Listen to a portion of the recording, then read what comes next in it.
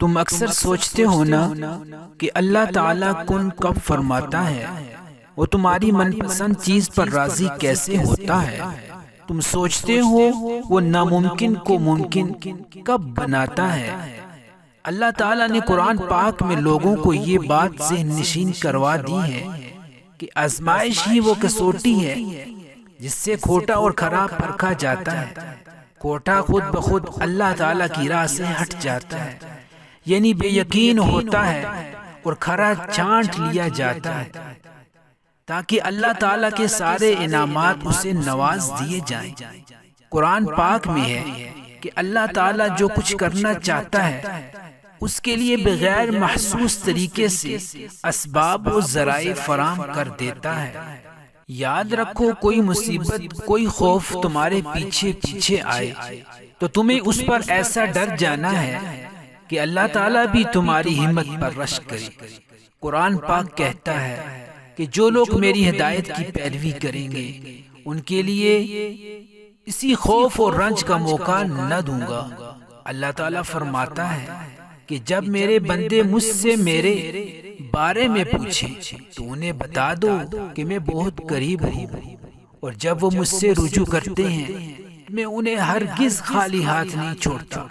سنو، کبھی بھی پریشان مت ہونا، کیونکہ جب بھی مشکلات آتی ہیں نا تو یاد رکھو ان کے ساتھ ساتھ اللہ تعالیٰ کی مدد بھی تیار ہوتی ہے۔ جب مشکل میں تم اللہ تعالیٰ کے ساتھ ہو تو وہاں ہمیشہ امید کی راہ بھی روشن ہوتی ہے۔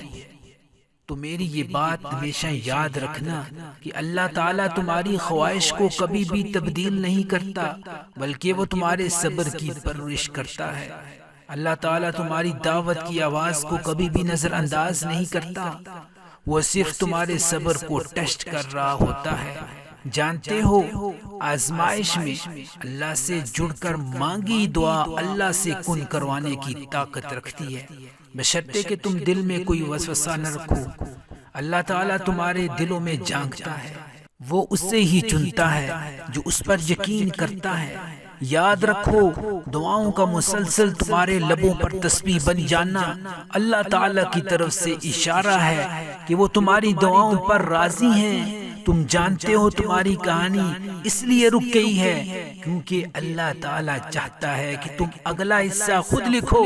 جسے تم تاخیر سمجھ رہے ہو نا، وہ ہرگز تاخیر نہیں، کن کی منزل بھی تمہاری منتظر ہے۔ تم سجدوں میں اشکوں سے پکار کر دیکھو تو صحیح، تقدیر تو اللہ کے ایک اشارے پر بدل جاتی ہے۔ تم دل سے اللہ کی لو لگا کے دیکھو تو صحیح، جانتے ہو وہ چنتا انہی کو ہے جن کو وہ خاص کرنا چاہتا ہے۔ سنو، تم اللہ کے وہی خاص بندے ہو۔ جب اتنا یقین سے مانگا تو غم کس بات کا، یہ بات بھی کتنا سکون دیتی ہے نا کہ روتے ہوئے خالق دیکھ رہا ہوتا ہے۔